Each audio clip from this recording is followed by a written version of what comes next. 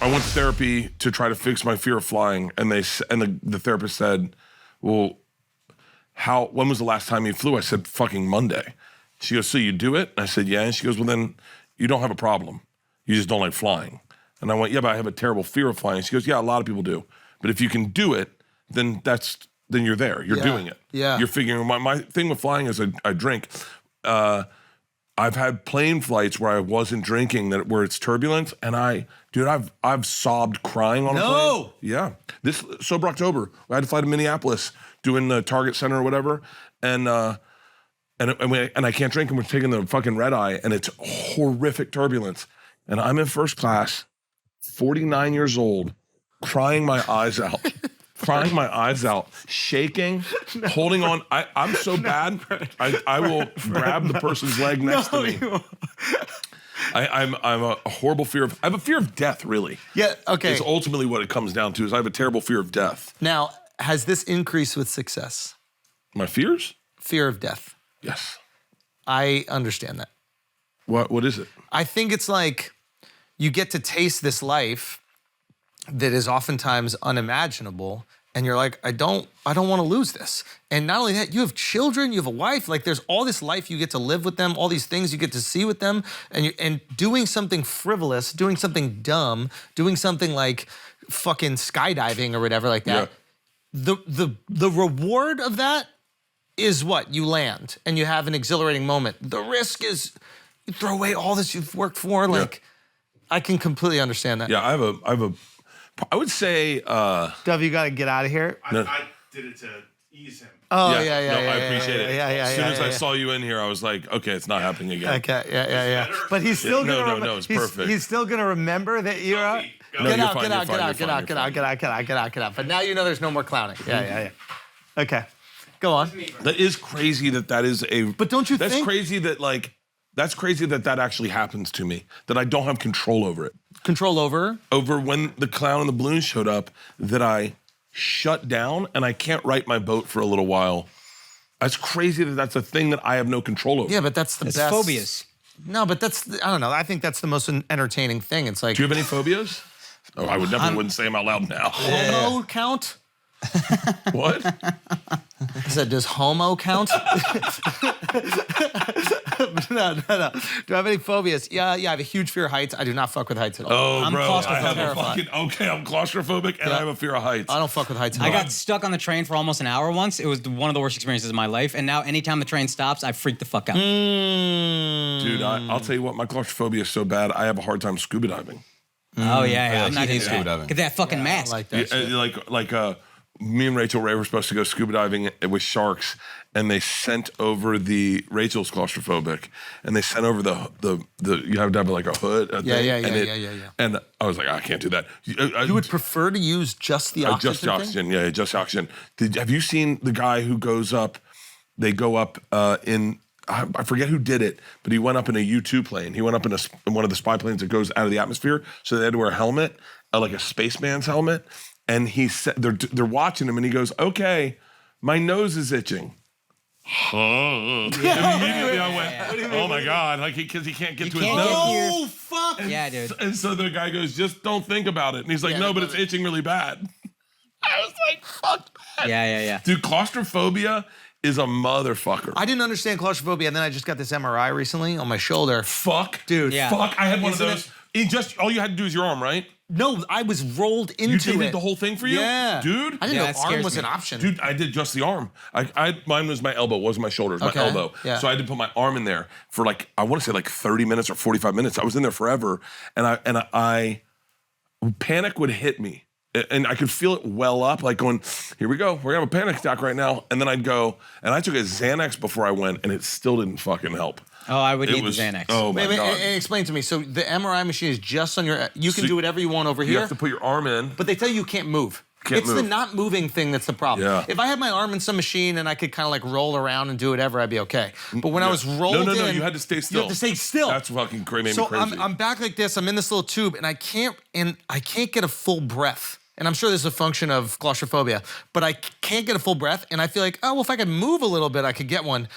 But I'm breathing it it feels like 80% of a full breath. Yeah. So now I'm in this little panic where I'm like, well, how do I get that last fucking 20%? Am I gonna pass out in here? I had to tap out.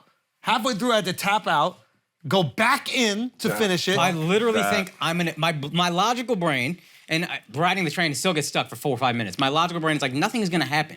And I'm like, no, I'm gonna run out of oxygen. I told my wife on like our third date, if we ever got stuck in an elevator for 30 seconds, you would never respect me again. Dude.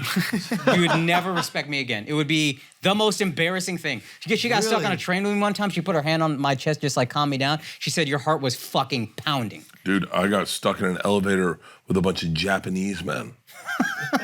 If you think panic sounds bad in English, panic in Japanese is like fucking kicking cats. Like it was, and I was like, and they started freaking out, and then it's making me worse. And I opened the doors to the elevator. I opened the doors to the elevator and opened the other doors and climbed out. Godzilla. And the most I was like, I would 100% try to do that. I wouldn't be strong enough. I'd fall to the bottom, but I would try to do that.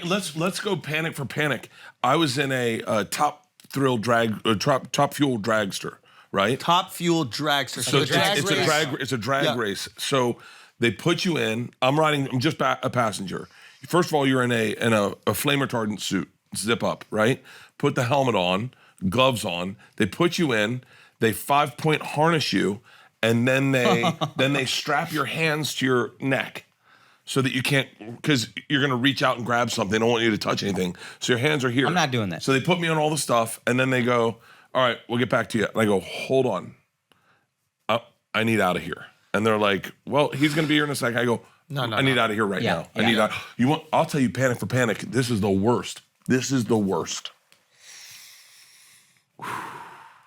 I'm doing this show called Scream If You Know the Answer.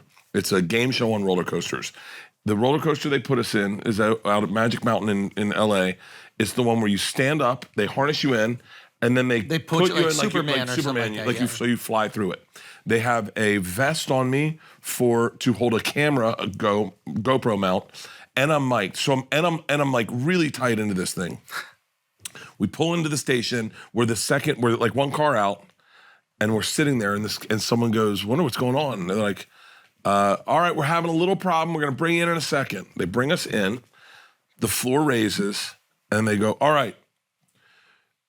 We're having a problem with the releases. It shouldn't be a big deal, but we have to wait until the head mechanic's going to come out, and he'll fix it. He'll be here shortly." And I said, "Excuse me, can you just undo mine?" And they said, "No, we need to do them all at the same time." I said, "Yeah, but I'm having a little bit of a panic attack." And so the lady who's running it comes over and goes, "It's going to be okay. You're the safest place you can be, but he's on his way." I said, "Where is he at the park?" She goes, "He's in his home in Tarzana." Oh boy. Oh boy. Fucking way. It's 5 o'clock. It's fucking 5 o'clock. Dead and of this traffic. motherfucker's in Tarzana, and I'm out. Oh God, LA traffic. Fuck me. I was in this thing for 45 fucking minutes. In this thing, like this, facing down. I mean, melting down. The woman, the poor woman, had to sit underneath me and hold my hand and I was crying. 1,000%. I'm the host of the show. I'm fucking the host of the show, and I'm freaking out. I don't want to die. Can someone call me and sing me a song or something? Distract me? I'm fucking. I've had so many. You know what's even worse than that? Have you ever been stuck? You're making me feel deep bad snow? that we did this to Have you. you ever been stuck in deep snow? No. So we go hella skiing in Switzerland. We go up to like fucking 10,000 feet, 12,000 feet, whatever the fuck it is. Air's thin. I'm hungover. We're all on snowboards, and they put beacons on our chests. I go, "What's the beacon for?" He goes, "It's better to locate the body." I said, "What?" He goes, "Locate the body." Am I saying it right? Say you fall into a crevasse, I can find your body, right? I said that right? And I'm like, God, dude. "Find my body? What do you mean find your body?" And he goes, "It's for us. It's not for you. Don't worry. Don't worry." Nah, that shit is for you. And I'm going, "Hold on. There's a chance I'll disappear?" And he's like, "Oh, yes. Okay, so just stay real close to me because I don't go in crevasse." And he goes, "All right, let's go." And we start going. Now, we're on the top of a mountain in Switzerland. So it's what I would only guess maybe 4 feet of powder. I mean, it's just powder everywhere. So we start going, and I realize I'm a good snowboarder, but I hadn't snowboarded in a while. And you know your first run, you're always like, "Oh, yeah, I'm just warming up a little bit." Well, this is my first run. This is my first run in a couple of years, and I'm on top of a mountain in Switzerland, and all of a sudden I catch a toe, and I go face forward into the snow, and I disappear. I take my arms to push up, and there's nothing there. There's nothing there.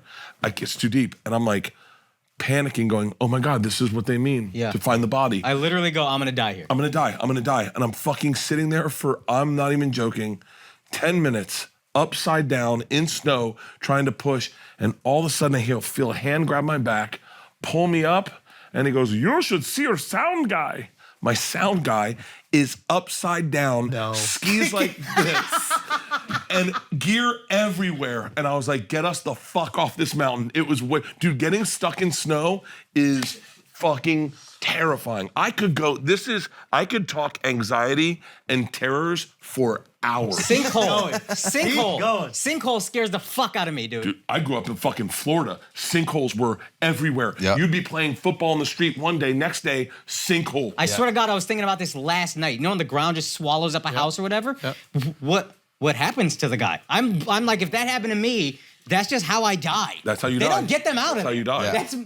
It's like being buried alive. It's the worst thing that could possibly happen in my mind. There's a clip online I saw one time, haven't been able to find since, of a guy in England explaining quicksand at the beach. And he goes, I'm bad with accents, but he goes, "Oh, okay, this is how," I don't know what accent I'm doing. That's the Switzerland guy. Yeah, Switzerland guy. Yeah. "Hello, mate." I go, all right. So this is quicksand. Very normal. Now I have safety gears everywhere. Everyone's here. We've got a air compressor to get me out. But I want to show you how it works. It's very simple. You stand here, and in a matter of seconds, you'll feel your ankle sicken. Now, if you struggle like such, it goes a little deeper. Now, it's safe for me to get up to my knee. We won't go much deeper than my knee, but watch this. As I try to get out, I'm now at my knee. So that's how it works. Let's get me out now. And someone goes, "Okay." And he just keeps sinking. And they're like, "Hold on, okay, this is not funny anymore. Let's get me out now." And he starts going deeper and deeper, and you're watching this guy fucking spiral Quicksand out of control. Real. This is a video. You can find it online. I can't watch it again. How about this? Have you ever seen the guys who go spelunking? Oh, and no. Oh, yeah. Or something like that. Dude. We went spelunking in New Zealand. Why? Can you explain spelunking real quick? It's like caving. It's caving. Yeah. It's caving. No, never. Now, there's a combination of the spelunking we did was in water. And as we This is the scariest fucking thing. As we enter it, they go, "All right, we need you to get through the birth canal." And I said, "What's that?" And they go, "It's this canal. It gets us into the cave. It's a little tight, so but just get on your stomach and you'll marine crawl through. And there's just enough room for you to breathe, but there's one part where your face is gonna go in water. Just keep going forward. It opens up." Nope. And so we get into the birthing canal, climb through, and we spend the next hour and a half in the most terrifying experiences I've ever had in my life. At one point, there was a waterfall, and in order to you had to get up the waterfall, and they'd take you. You can't hear anything. It's a waterfall. They'd put you behind the waterfall. So you're behind the waterfall, and then you had to climb up from behind it. But at one point, you were just getting fucking bukkakied with water. And then as you got to the top, they grabbed you, and they put you in a room where it was this tall, the water was to here, and we were all sitting here just breathing like this. Now, the only thing, this is crazy, the only thing that would calm me down, and I don't know the explanation, was a camera on me. If I knew a camera was on me, I could almost act. Yeah. So I'd keep going, put the camera on. Your fear of being embarrassed is worse than your fear of claustrophobia. Yeah, and we got done that fucking thing in New Zealand, and I remember getting out, and all of us were like, "We're fucking alive." They have in Colorado, there's horrible stories of these guys who go into these caves. I think it's called Caverns of the Wind, and they're caves, and they go in, and they will get in, and they'll get stuck like this, and they'll get their little rock chiseler to try to open up space for them. I've Googled it and watched it. It is fucking, I can't. The crazy thing is sometimes you're spelunking and then torrential rain comes. That's what happened with those Thai boys. The Thai kids. Yeah. And the rain raises the water level. So now those parts that you had to crawl through are completely underwater. Yeah. So those tight little spaces, that's why they had to give them like the oxygen tanks and shit to get out. But that, Why were they doing that? It was a common thing to do, to go in, like very normal to go into that cave and go to this place where I think you go to a beach. I watched a documentary on it, I think. there's some cool, beautiful, like all those stalagmites. Hold on. You know, those like crystals. It is. Yeah. It is. Risk not almost, worth the reward for me, but I get it. I've done a lot of spelunking. I did one in Austin. And they go, all right, we're going to lower you in. They have a pothole, just like you see on the street, and the guy takes the top off, and it is just the width of my shoulders. Oh, and he says, and they put a harness on you, and he goes, all right, I'm gonna lower you down, but you're too big. You need to go one arm down, one arm up to get through. And so they lower me down. All I'm thinking is, I have a GoPro on like a chest GoPro that's up in my face. And all I'm thinking is I'm rescuing baby Jessica. That's all I was thinking, like I'm Baby doing. Jessica was a story from the 80s of a girl who fell down a well, like a young girl, and the nation was captivated by it. But then he yells up, hey, you're gonna see an area where it seems like you should get out. Do not get out. And I'm like, what the, like I'm What does hearing that this. mean?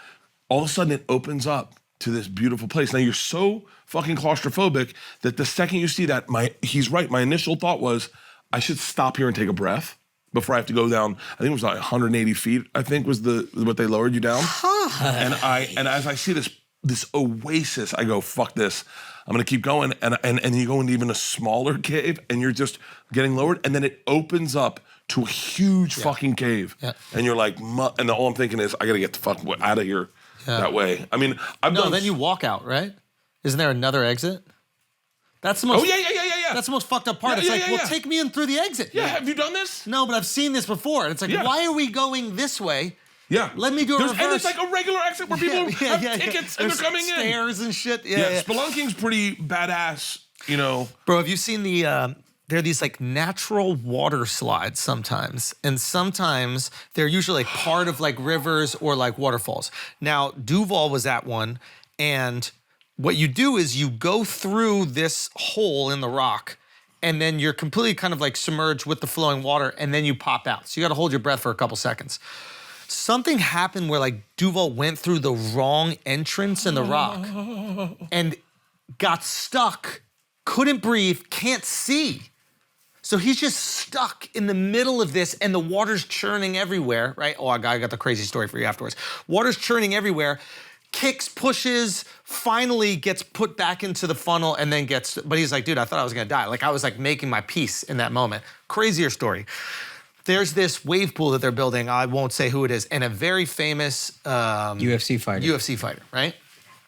Is going to check out this wave pool. The wave pool isn't ready yet. Now, the way the wave pools work is there are these engines, right, at the bottom of the pool, suck in all the water from the pool, shoot it back out. That's what creates the waves, right?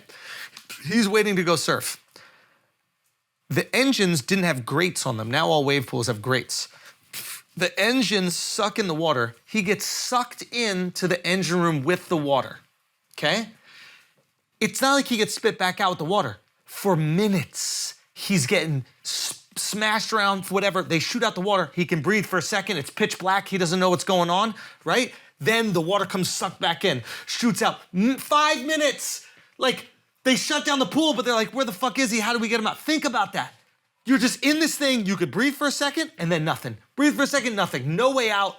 Terrifying. How'd he get out? They stopped the pool. Wait, who's and the they were all UFC fighter? We'll bleep it. Shut the fuck up. And